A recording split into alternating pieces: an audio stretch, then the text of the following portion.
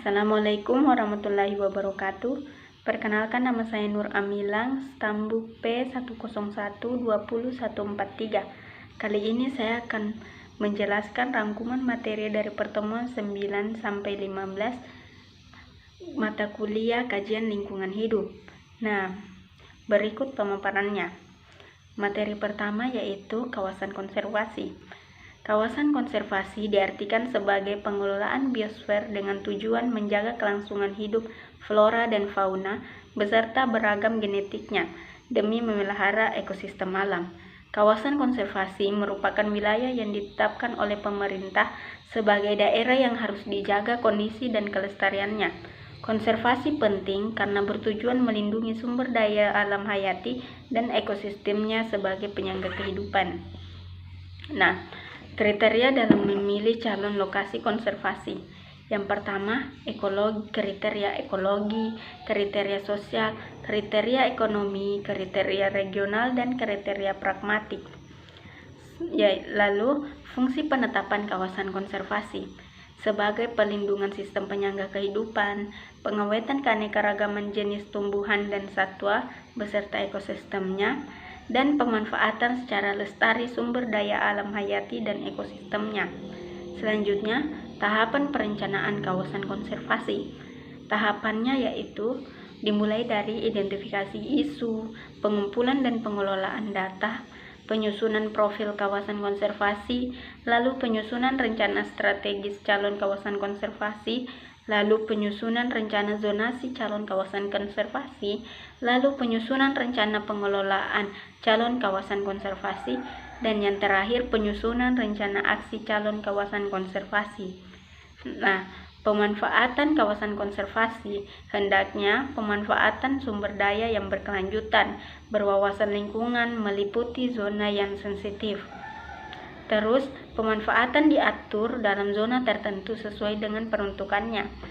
Sistem zonasi sesuai dengan RPP KSDI dan Permen 17 tahun 2008 pasal 31 terdiri dari zona inti, zona perikanan berkelanjutan, zona pemanfaatan terbatas, dan zona lainnya sesuai dengan karakteristik peruntukannya. Diperlukan berbagai informasi sebagai basis ilmiah dalam perencanaan sistem zonasi. Nah, materi kedua yaitu pengelolaan kawasan lindung. Pengelolaan kawasan lindung adalah rangkaian proses kegiatan mulai dari perencanaan, penataan, pengaturan, pengawasan, dan evaluasi terhadap kawasan lindung agar tujuan penetapan kawasan lindung dapat diwujudkan. Tujuan dan sasaran pengelolaan kawasan lindung, tujuannya adalah untuk mencegah timbulnya kerusakan fungsi lingkungan hidup, dan sasaran pengelolaannya yaitu mempertahankan dan menjaga fungsi hutan lindung, serta mempertahankan keanekaragaman tumbuhan. Selanjutnya, pembagian kawasan lindung. Dilihat dari fungsinya, pemerintah membagi kawasan lindung menjadi 4 jenis kawasan lindung, yaitu pertama, kawasan yang memberikan perlindungan kawasan di bawahnya. Kedua, kawasan perlindungan setempat. Ketiga, kawasan suaka alam dan cagar budaya. Keempat, kawasan rawan bencana alam. Nah, pengendalian kawasan lindung. Dalam rangka pengendalian kawasan lindung, maka beberapa hal berikut tidak boleh dilakukan. Yang pertama, di dalam kawasan suaka alam dan kawasan cagar budaya dilarang melakukan kegiatan budidaya apapun. Yang kedua, kegiatan budidaya yang sudah ada di kawasan lindung yang mempunyai dampak penting terhadap lingkungan hidup diperkenakan ketentuan-ketentuan yang berlaku sebagaimana yang dimaksud dalam Peraturan Pemerintah Nomor 29 Tahun 1986 tentang analisis mengenai dampak lingkungan. Dan yang terakhir, apabila menurut analisis mengenai dampak lingkungan, kegiatan budidaya mengganggu fungsi lindung, harus dicegah perkembangannya. Selanjutnya, pengelolaan sumber daya alam dan pembangunan berkelanjutan. Sumber daya alam adalah segala unsur lingkungan biotik maupun abiotik yang bermanfaat dan digunakan oleh manusia untuk memenuhi kebutuhan keinginannya, baik kebutuhan primer yang bersifat lahiriah, kebutuhan sekunder yang bersifat batiniah, maupun kebutuhan tersier dan seterusnya yang lebih bersifat hobi dan pengembangan. Berdasarkan sifatnya, Sumber daya alam diklasifikasikan menjadi dua, yaitu pertama, tidak dapat diperbaharui, yaitu tembaga, besi, emas, batu bara, minyak, dan lain-lain. Dan yang dapat diperbarui yaitu hutan, hewan, air, tanah, dan lain-lain. Pembangunan berkelanjutan.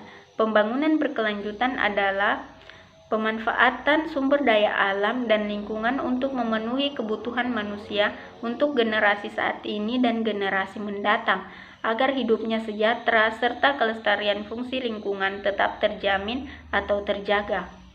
Nah, selanjutnya 5 pilar pembangunan berkelanjutan di Indonesia. Yang pertama, ekonomi, kedua, kelembagaan lingkungan, ketiga, pengembangan hukum, keempat, sosial, dan kelima, ekologi. Dampak pembangunan. Dampak pembangunan mempengaruhi perubahan iklim, pencemaran, disastera atau bencana, dan konflik sosial. Perubahan iklim. Dampak perubahan iklim yaitu perubahan pola curah hujan, meningkatan muka air laut, kepenuhan spesies, suhu tinggi, es kutub menyusut, badai kuat dan hurricanes, gelombang panas, penyebaran penyakit dan kerugian ekonomi, pergeseran habitat dan kebakaran. Sedangkan pencemaran berdampak bagi kesehatan, berdampak bagi ekosistem, dan berdampak pada pertanian. Disaster atau bencana dampaknya yaitu berdampak terhadap lingkungan, berdampak terhadap infrastruktur, berdampak terhadap kehidupan, dan berdampak terhadap perekonomian. Pengaruh lingkungan terhadap kesehatan manusia dan lingkungan yaitu status kesehatan merupakan refleksi dari hasil akhir interaksi kompleks antara sistem biologis internal dan sistem lingkungan eksternal secara keseluruhan. Sistem penyangga kehidupan menyediakan kebutuhan dasar aktivitas manusia. Akibat aktivitas manusia atau industri, pertanian, transportasi, pemukiman, dan sebagainya menghasilkan limbah dan residu. Limbah dan residu selanjutnya mempengaruhi sistem penyangga kehidupan dan juga kesehatan manusia. Kesehatan lingkungan adalah ilmu dan keterampilan yang memusatkan perhatian pada usaha pengendalian faktor fisik di lingkungan manusia yang diperkirakan merugikan perkembangan fisik ataupun kelangsungan hidup manusia. Selanjutnya, ruang lingkup kesehatan lingkungan, yaitu penyediaan air, pengelolaan limbah, sanitasi makanan, sanitasi pemukiman dan tempat-tempat umum, pencemaran lingkungan, pengendalian vektor dan roden, keselamatan dan kesehatan kerja. Mata rantai kesehatan lingkungan yaitu sumber emisi masuk ke lingkungan, ajanan terhadap masyarakat, dosis internal, lalu osis efektif biologis, kerusakan fungsi struktur, hingga efek klinis. Selanjutnya, sumber perubahan lingkungan yaitu bersumber dari aktivitas manusia, aktivitas alam, komponen lingkungan yang bertindak sebagai media atau perantara terjadinya penyakit di masyarakat.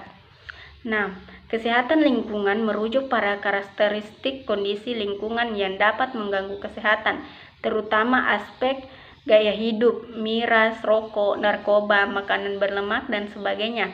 Bahan toksik seperti mikroorganisme patogen, logam berat, B3, dan sebagainya.